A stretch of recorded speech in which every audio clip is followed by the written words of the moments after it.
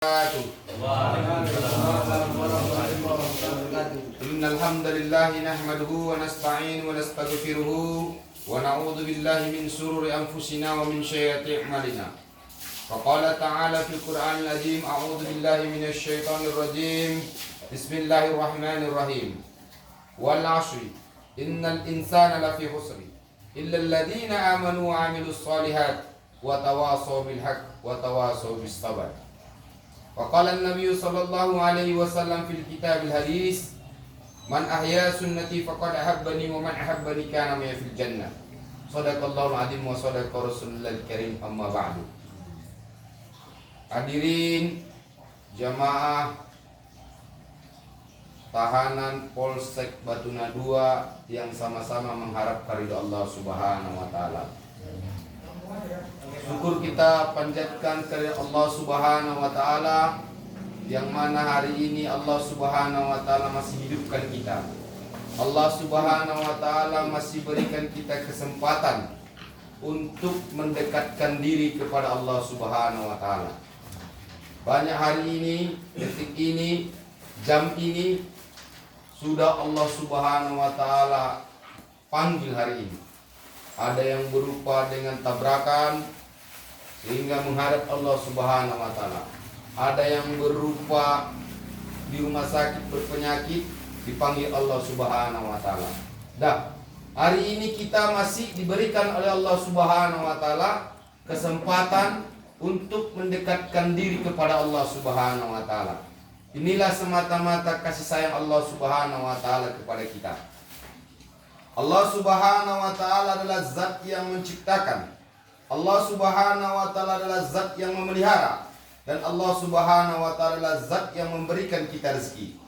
Allah Subhanahu wa taala sayang kepada kita sebagaimana daripada seorang ibu sayang kepada anaknya.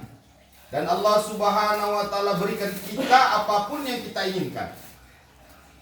Semakin kita mendekatkan diri kepada Allah Subhanahu wa taala, maka Allah Subhanahu wa taala akan semakin berikan daripada apa keinginan kita.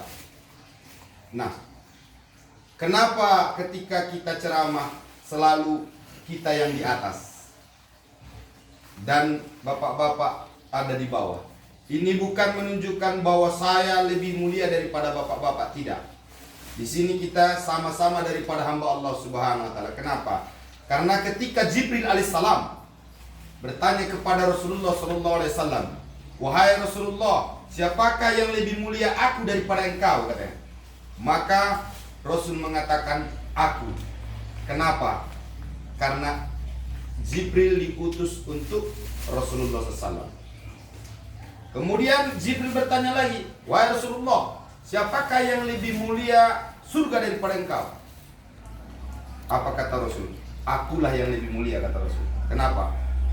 Karena surga diutus untuk aku. Kemudian Jibril bertanya lagi, "Wahai Rasulullah, siapakah yang lebih mulia agama daripada engkau?" Maka Rasul berkata, "Agama yang lebih mulia. Karena aku diutus untuk agama." Makanya ketika kita lihat khutbah Jumat, ketika kita lihat ceramah-ceramah, itu menandakan agama yang lebih tinggi dibandingkan kita manusia ini. Makanya kejayaan kita, kesuksesan kita, kebahagiaan kita itu hanya Allah letakkan dalam amal agama yang sempurna. Dalam amal agama, kekayaan tidak menunjukkan bahwa dia rajin sholat.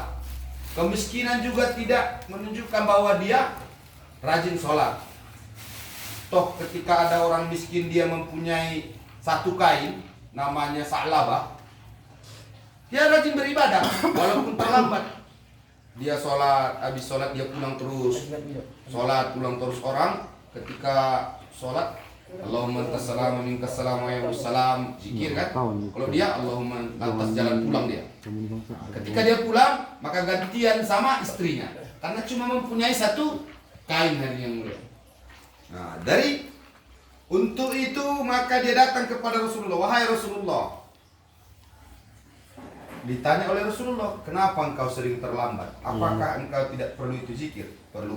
Apakah tidak perlu doa? Perlu. tapi karena ini cuma satu kainnya, saya perlu sama orang rumah saya atau istri saya. Maka ya Rasulullah, doakanlah supaya saya kaya. Maka Rasulullah memberikan kambing, makin banyak kambing, sholat pun tidak lagi, hilang daripada sholat. Berarti tidak jaminan kaya pun dia. Sebelum dia kaya, dia selalu sholat. Dan dia berkata kepada Rasulullah, kalau aku kaya, aku akan beribadah, aku akan ke masjid, aku akan. Tidak ada. Kekayaan tidak diukur untuk bahagia.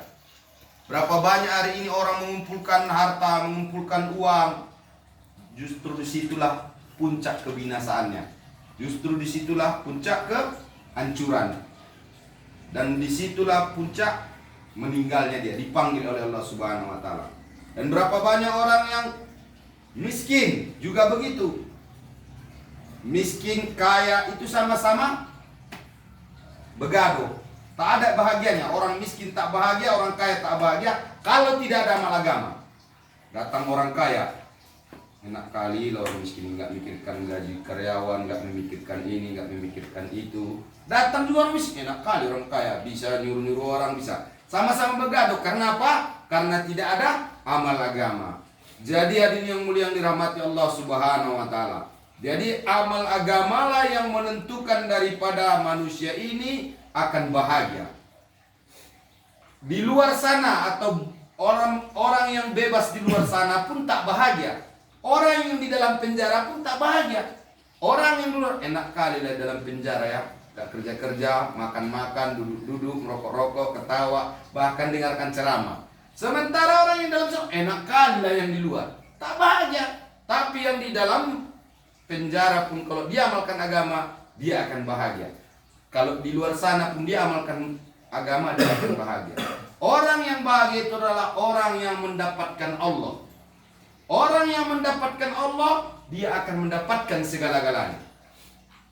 Seorang raja, apabila kita dekat dengan seorang raja, maka kita pun akan mendapatkan kerajaan tersebut.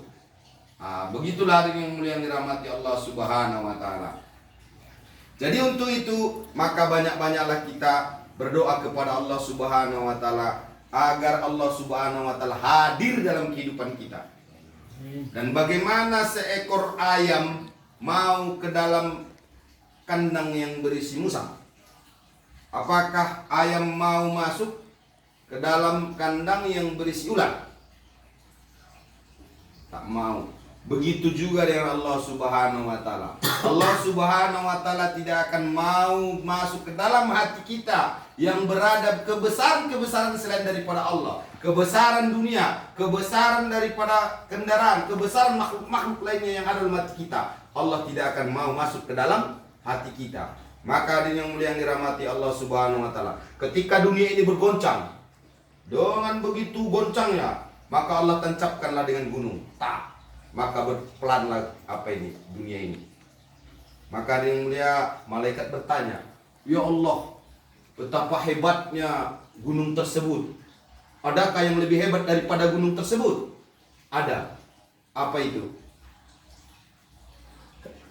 Besi, hadirin yang mulia. Makanya gunung itu diambil traktor, datar dia dibuatnya. Adakah yang lebih hebat daripada besi ya Allah? Kata malaikat. Ada. Apa itu? Api. Makanya besi itu bisa jadi cerjak penjara, bisa jadi jam tangan, bisa jadi pisau, bisa jadi pedang. Adakah yang lebih hebat daripada api ya Allah? Ada. Apa itu? Air. Seberapa besar api itu yang kebakaran di mana? Di Virgo, di Simarsayang, di apa? Habis nggak dibuat oleh air tersebut? Ya Allah, adakah yang lebih hebat daripada air? Ada. Apa itu? Sungai. Angin. Laut kan diempas oleh angin. Adakah yang lebih hebat daripada angin? Ada. Apa itu? Seorang manusia yang dekat dengan Allah dan seorang manusia yang beramal dan manusia tidak mengetahui sesama manusia dan memberikan sumbangan tanpa diketahui oleh manusia dan tanpa ria. Dan orang yang dekat dengan Allah, maka seluruhnya akan tunduk kepadanya. Gunung tunduk kepada manusia, Coba kalau gunung itu melawan, apa bisa kita melawannya? Atau gunung Lubuk Raya itu meletus, bisa kita menghentikan itu? Tapi kita sebagai manusia yang dekat dengan Allah, bisa Allah kita tundukkan karena Allah Subhanahu wa taala. Waktu pada zaman sahabat Umar radhiyallahu anhu, ada seseorang ketika orang kafir masuk Islam, maka dia perintahkan kepada orang kafir tersebut yang sudah masuk Islam, yang mualaf, wahai kemarin kau, wahai Rasulullah, gunung itu akan mengeluarkan lahar dan akan menghantam kita. Wahai Umar Amirul Mukminin, gunung itu akan turun laharnya untuk menghantam kita. Apa kata Umar? Sini wahai mualaf, ini serban saya, kau halau itu lahar. Katakan ini perintah daripada Khalifah Umar. Apa? Katakan sama dia, jangan dia keluar dari laharnya sampai hari kiamat. Maka orang tersebut yang mualaf pun datang, wahai lahar, ini adalah perintah dari para Amirul Mukminin Umar radhiyallahu anhu. Ini serbannya, engkau masuk ke dalam lahar kembali, jangan ke dalam gunung kembali, jangan kau meledak sampai hari kiamat. Sampai sekarang gunung itu hitam dan tidak meledak. Ketakutan itu gunung. Kenapa, Pak? Karena dekatnya dengan Allah Subhanahu wa taala. Gunung bisa tunduk kepada manusia. Apalagi besi juga tunduk kepada manusia. Makanya ini tunduk kepada manusia. Bisa jadi jerjak, bisa jadi pisau, bisa jadi pedang. Diolah oleh siapa? Oleh manusia. Kemudian apalagi api, bisa dikantongin manusia, bahkan dihisap oleh manusia. Sudah diminta, Rabbana atina fid dunya hasanah wa fil akhirati hasanah wa qina adzabannar. Ya Allah, jauhkanlah aku daripada siksa api neraka. Bagaimana mau jauh daripada api neraka? Sementara api dunia masih di mulut kita. Kita minta jauhkan api neraka. Api dunia di mulut kita. Mana jauh-jauh, lebih dekatlah ke mulut kita kan? Nah, kemudian bisa kita kantongi. Kalau kecil jadi kawan, besar jadi lawan. Nah, setelah daripada api apa lagi? Air bisa kita minum. Coba besi itu, Pak, kalau melawan, mati nggak? Senjata api ditembakkan ke sini mati, ke sininya ditembak mati dia kan. Pisau ditusuk melawan dia kan. Biasa tunduk kepada kita, akhirnya dia melawan. Kalau Pak semua kita tak tunduk lagi kepada Allah, semua akan melawan. Air yang biasa kita minum, lihat tsunami, lihat banjir Medan sekarang, lihat di Pakistan sana. Gantian minumnya, Pak, dia yang meminum manusia. Berapa banyak yang dia minum? Ratusan bahkan ribuan manusia dia minum. Biasanya kita yang minum dia. Sekarang berbalik, dia yang minum. Seluruh kendaraannya pun dia minum, rumahnya pun dia minum. Nah, jadi itulah Pak hadirin yang mulia yang dirahmati Allah Subhanahu wa taala. Begitu juga dengan angin. Angin bisa kita hembus, bisa kita tundukkan. Tapi coba Pak, kalau angin itu duduk aja di perut kita, namanya angin apa itu?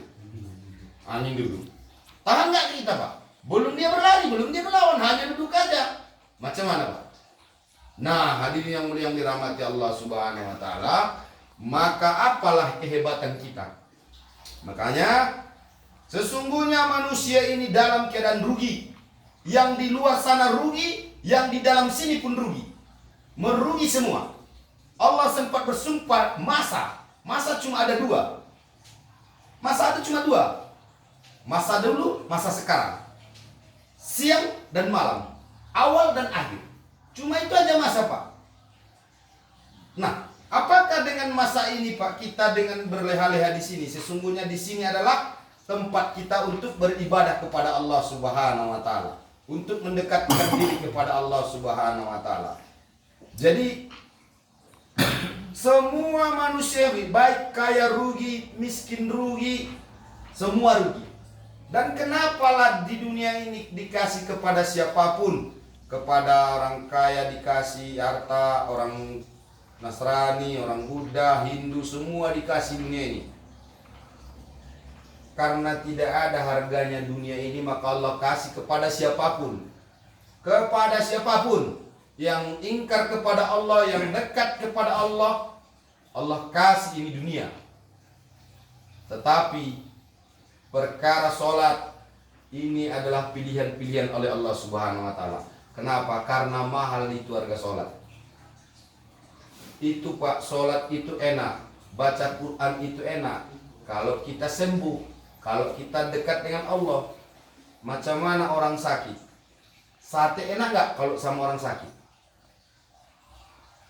Nggak enak. Dipaksa pun dia nggak mau. Lontong, bakso nggak mau dia. Tapi kalau dia udah sehat, macam mana Pak? Bisa tambuh 3, tambuh 2, enak dia. Begitu juga dengan kita, karena iman kita sakit, maka sholat malas, baca Quran malas. Kenapa? Karena sakit. Maka yang pertama kita sembuhkan adalah iman kita, yakin kita kepada Allah Subhanahu wa taala. Kita yakin bahwa Allah Subhanahu wa taala yang menciptakan. Kita yakin bahwa Allah Subhanahu wa taala yang berikan masalah. Allah Subhanahu wa taala hadirkan sejuta masalah dalam kehidupan kita. Kenapa? Karena Allah tahu apa yang kita perbuat. Makanya memori-memori kita yang diberikan Allah Subhanahu wa taala karena sesuai dengan kesanggupan kita masing-masing. Karena Allah mencintai kita, makanya Allah buat dengan berbagai kemanisan-kemanisan. Sesungguhnya di dalam tanjakan pasti ada turunan. Makanya sahabat dahulu Pak, ketika mereka bahagia, mereka menangis. Kenapa? Karena habis ini penderitaan yang akan datang. Kalau mereka menderita, mereka akan tertawa. Kenapa? Karena sudah ada kebahagiaan. Di balik kesengsaraan pasti ada kebahagiaan. Nah, begitu juga kita Pak di sini. Di balik daripada penderitaan kita rasa, tetapi Allah Subhanahu wa taala inginkan kita dekat dengan Allah Subhanahu wa taala. Dan yakinlah kepada bapak-bapak bahwa Allah yang menyelesaikan masalah. Tak ada yang bisa menyelesaikan masalah kecuali Allah Subhanahu wa taala. Kalau tidak ada yang bisa menyelesaikan, janganlah kita meminta kepada makhluk, kepada siapapun, kita akan kecewa. Memintalah kepada Allah. Hanya percayalah kepada Allah. Allah yang menggerakkan hati manusia, Allah yang membolak-balikkan hati manusia, dan Allah Subhanahu wa taala yang membuatkan siang dan malam. Allah bisa kuasa membuatkan malam menjadi siang. Allah Subhanahu wa taala lah yang menyelesaikan seluruh masalah-masalah kita.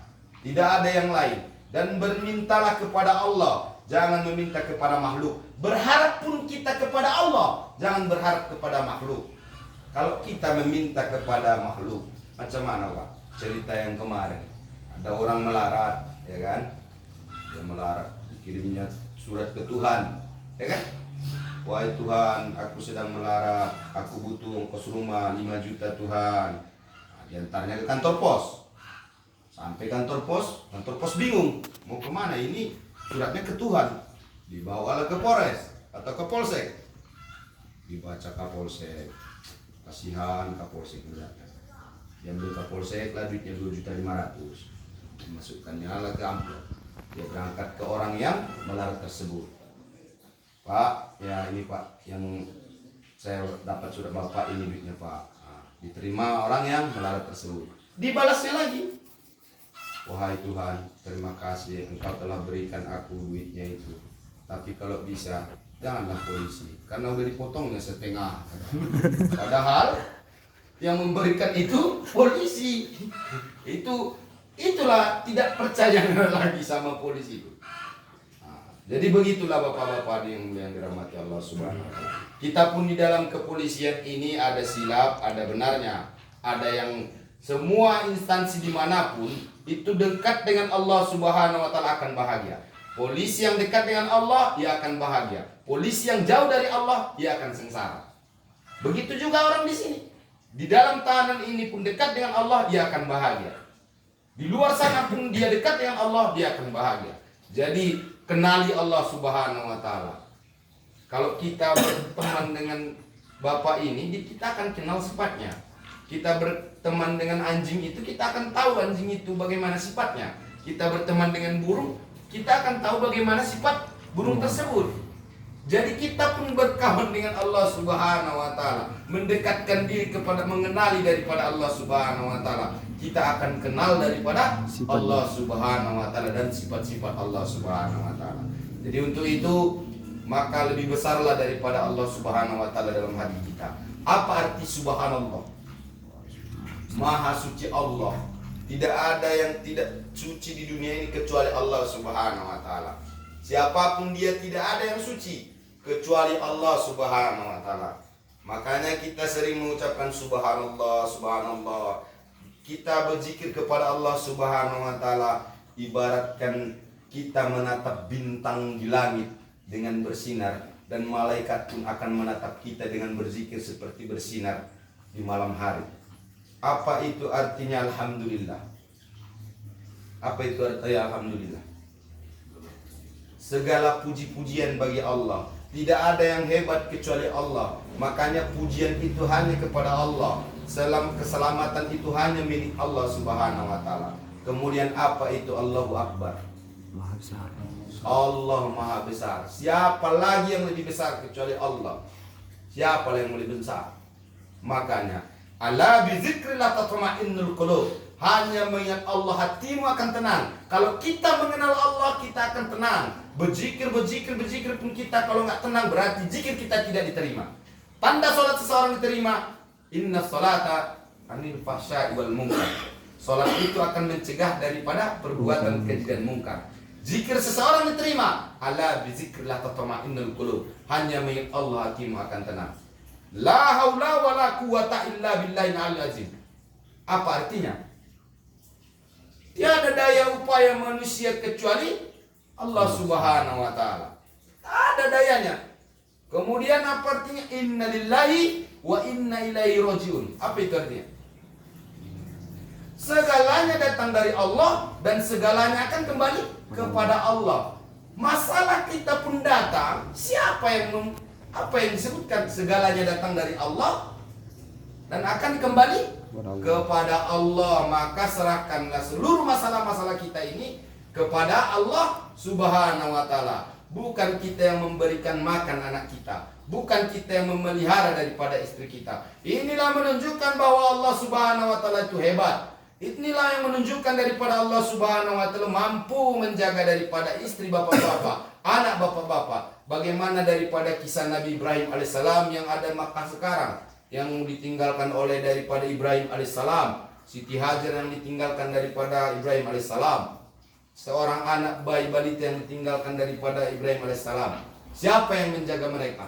Allah Subhanahu wa taala. Dan sampai sekarang seluruh dunia hadir untuk melaksanakan haji di Mekah. Itu rumah yang ditinggal oleh daripada seorang ayah yang meninggalkan anaknya dan seorang suami yang meninggalkan istrinya. Jadi untuk itu pun kita di sini semakin dekatlah dengan Allah Subhanahu wa taala, dan mudah-mudahan Allah Subhanahu wa taala buka hati kita. Selepasnya kita di sini, kita keluar daripada tahanan ini, semakin dekat dengan Allah Subhanahu wa taala. Dan ibaratkan kepompong, ya kan? Kepompong di mana dia ditahan atau dikurung, dibalut, kemudian lama-lama menjadi kupu-kupu indah, kemudian diterbang dengan sayap dua sayap dan indah dilihat orang lain. Dan seperti burung yang ada dalam sangkar. Kenapa kita burung itu berada di sangkar? Karena kicauannya bagus, karena warnanya indah, dan semakin besar burungnya semakin cantik sangkar. Nah, begitu juga dengan bapak-bapak. Mungkin karena banyaknya berkicauan bapak-bapak, makanya masuk ke dalam sangkar ini indah dilihat Allah Subhanahu wa taala. Itu, oh ini cocok ini sama saya, kata Allah. Maka Allah buat dalam sangkar. Nah, nanti setelah menang daripada turnamennya, maka bapak-bapak itu akan menjadi mahal. Di mana? Di hadapan Allah Subhanahu wa taala dan di hadapan manusia. Kan burung itu kalau sudah kontes sudah menang, mahal nggak itu? Kita pun di sini kalau kontesnya sudah menang, sudah selesai, sudah sholatnya sudah dijaga, cara baca Qur'annya dijaga, semakin mendekatkan diri dengan Allah Subhanahu wa taala, maka kontes kita sudah menang. Meninggal pun kita di dunia ini, kita sudah siap. Meninggal pun kita di dalam penjara ini, kita sudah siap. Karena kehidupan dunia ini adalah kehidupan sementara. Kehidupan yang abadi adalah kehidupan di akhirat sana. Kebahagiaan sesungguhnya adalah kebahagiaan di akhirat. Anak yang sesungguhnya adalah anak di akhirat. Istri yang sesungguhnya adalah istri di akhirat. Kalau dunia ini hanya main-main saja, hanya fata morgana saja, hanya mimpi saja, sebentar saja, keperluan saja, hanya singgah sana saja. Tak ada kenikmatan dunia ini. Apa bisa Bapak itu buktinya sedikit kenikmatan dunia ini? Bakso tadi enak. 1 piring. 2 piring, 3 piring, 4, 5, anak, 7, 8. Berapa piring yang enaknya itu Pak? Berapa piring? Hanya 3 piring. Itu pun udah nggak enak lagi, ya kan? Itulah kenikmatan dunia, hanya sedikit. Tak ada bedanya bayam dengan ayam kalau sudah keluar dari lidah kita. Brownies dengan roti pun nggak ada bedanya. Nah, inilah dunia, sedikit kenikmatannya. Tapi kenikmatan di akhirat itu, wah, Masya Allah. 1 piring enak, 2 piring makin enak, sehingga tak sadar kita udah 1 gunung mangkoknya. 1 piring enak, 2 piring lebih nih, 3 piring. Kebalikan dunia ini. Itulah nanti ada kehidupan yang selama-lamanya. Ada nanti kehidupan yang abadi. Makanya kita di sini mempunyai ada anak 3. Ya. Yang pertama nama anaknya itu si Harben. Yang kedua anaknya si Hani. Yang ketiga anaknya si Syaman. Syamsol lah tabuan. Syamsol. Jadi adalah masalah dia di pengadilan. Memang kalau kita pikir-pikir, ini anak yang pertama yang sering bawa si Harben ini kemana-mana. Memang pasti di Plaza dia bawa, ke mall dia bawa, kemana dia bawa, ke Prancis kemana dia bawa. Karena inilah yang dia senangi. Kemana-mana dia bawa. Tuh terjadilah permasalahannya di pengadilan. Harus ada saksinya anaknya atau yang bisa menyelamatkan dia anaknya. Gampang dia rasa. Maka bapak ini pun ada panggillah si Harben. Harben, ini kau nak? Ya mak. Ya. Kau kawannya dulu di pengadilan karena kau perlu. Enggak urusan kau ya katanya. Masya Allah, betapa kecewanya seorang ayah. Memang bukan urusan dia. Kemudian ada lagi anakku yang kedua, si Ani. Ani, kawannya ayah lah ke pengadilan. Saya mau ayah, tapi di pintunya saja. Kalau masuk saya tak mau. Itu apa? Aduh, kecewa dia. Baru yang ketiga baru anaknya Syamsul. Aku mau ayah. Ini yang harus kita cintai. Anaknya yang nomor 3. Ini maksudnya ini Pak. Kita di dunia ini, yang anak yang pertama adalah Harben, itu harta dan benda. Harben ini ada nanti masalah kita dikubur. Pengadilan kubur namanya. Harta dan benda apa mau masuk ke dalam kubur? Apa mau? Tak mau. Memang bukan urusan dia. Ditanya oleh malaikat mungkar nakir. Rab, tak urusan dia. Nah, itulah dia. Seorang ayah itu. Kemudian yang kedua apa tadi? Siapa tadi? Yani, anak dan istri. Jadi pintu kubur ini pulang dia. Apa mau dia masuk dalam kubur? Tak mau dia. Tak mau lah, tak berani aku ya. Atau anak dan istri. Itulah si Yani nomor 2. Yang ketiga, Amsol. Ini yang mau amalan soleh. Jadi dimanapun kita, dia siap mendampingi kita. Di alam kubur pun dia siap mendampingi kita. Di dalam penjara pun dia siap menemani kita. Dimanapun kita berada, dia siap menemani kita. Saya tanya Bapak, Harben Bapak mau menemani di sini? Mau? Anak istri mau? Hanya siapa yang mau? Hanya amalan soleh kita yang mau menemani. Ini masih penjara, belum lagi di alam kubur. Jadi di sini adalah latihan bagaimana nanti dalam kubur bapak-bapak udah selamat, udah bisa lah kan. Kalau di penjara harta benda masih berguna. Cece aja dulu kan. Anak dan istri jarang-jarang kan. Amalan soleh dimanapun kita, baik dalam sel, baik di luar, itu yang akan menyelamatkan kita. Jadi insya Allah habis nanti masalah dari sini bisa kita bergabung nanti untuk 3 hari atau 40 hari atau 4 bulan. Nanti saya cari bapak-bapak bagaimana untuk ikut dengan saya selama 3 hari atau untuk iktikaf nanti dengan saya. Ada acaranya dari Polres Parangtrimpon juga. Kita buat dari sekali 1 bulan. Nanti kalau sudah selesai masalah biasanya saya akan ajak dan saya pergi ke rumahnya untuk membawa dia minimalnya 3 hari untuk mengisi imannya. Untuk apa? Itu untuk bagaimana dia bebas di alam sana supaya dia tahu. Macam ayam Pak, kalau ayam itu kita beli di rumah, kemudian kita bawa ke rumah, kita lepas saja. Apa ayam itu mau ke rumah kita? Tak mau. Jadi macam mana? Dikurung dulu 3 hari. Dikurung 3 hari, kasih makanannya. Terus lepas. Maghrib dia pulang nggak? Pulang kemana? Ke kandangnya atau ke rumah kita. Begitu juga dengan ini Pak. Jadi bapak-bapak dikurung di sini berapa tahun, ada yang 3 tahun. Supaya bapak tahu bahwa Allah Subhanahu Wa Taala tempatnya adalah di masjid. Azan berkumandang nanti di masjid. Nah, begitu Pak.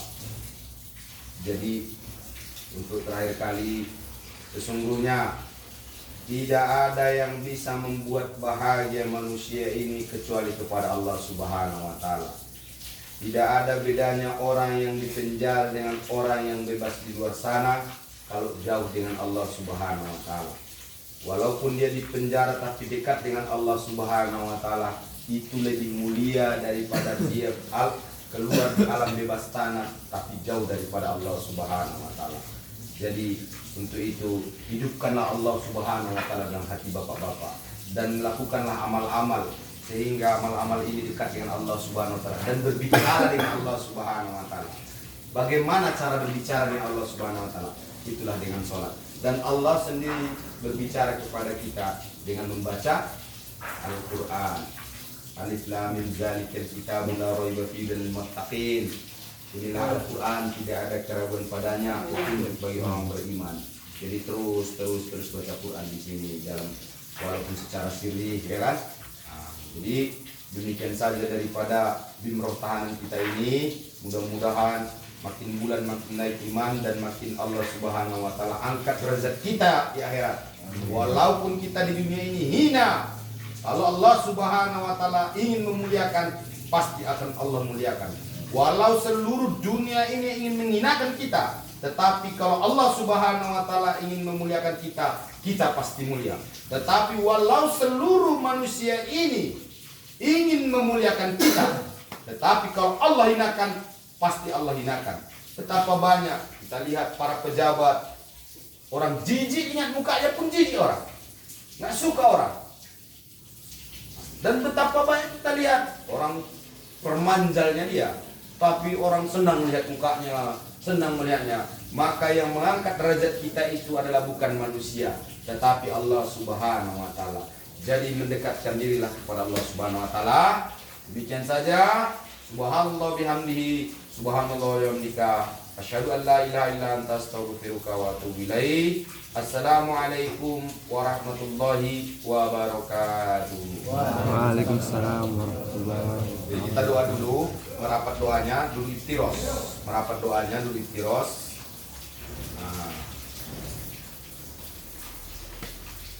Mungkin bapak-bapak makin merapat lagi. Ini kan sudah pernah kita ulang-ulangi lagi, namanya makan pun tetap nasi saja kan. Laut, walau lautan di dunia ini dikumpulkan, tidak akan bisa daripada meredam 1 tetes api neraka. Tetapi 1 tetes daripada air mata kita karena takut kepada Allah Subhanahu Wa Taala akan meredam daripada lautan api neraka.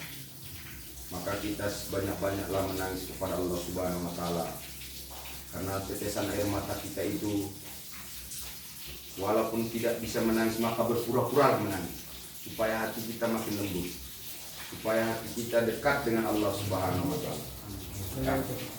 A'udzubillahi minasyaitonirrajim. Bismillahirrahmanirrahim.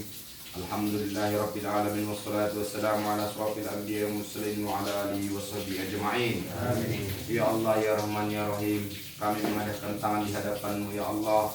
Saya meminta ya Allah, ya Allah, inilah hamba-hamba-Mu ya Allah, penuh dengan dosa ya Allah. Inilah hamba-hamba-Mu ya Allah yang bodoh ya Allah. Inilah hamba-hambamu yang hina ya Allah. Ya Allah, ampunkan dosa kami ya Allah. Ya Allah, betapa banyak dosa kami ya Allah, ampunkan ya Allah. Ya Allah ya Rahman ya Rahim. Ya Allah, ampunkan dosa kami ya Allah. Ya Allah, berikan kami bertaubat ya Allah. Turunkan hidayahmu dalam diri kami ya Allah. Ya Allah ya Rahman ya Rahim. Ibu kami ya Allah, kami rindu kepada ibu kami ya Allah. Selama 9 bulan mengandung kami ya Allah. Ya Allah, kadang sakit ya Allah. Ya Allah, kami rindu ibu kami ya Allah. Ya Allah ya Rahman ya Rahim. Ya Allah, kasih sayangilah ibu kami sebagaimana yang dia menyayangi kami ya Allah. Ya Allah, jika ibu kami sakit ya Allah, Engkau sembuhkan ya Allah. Ya Allah, jika ibu kami ya Allah menderita ya Allah, Engkau hibur ya Allah. Ya Allah ya Rahman ya Rahim, jika ibu kami telah meninggal dunia ya Allah, Engkau lapangkan kuburnya ya Allah. Ya Allah ya Rahman ya Rahim, jadikanlah kami anak yang berbakti kepadanya ya Allah.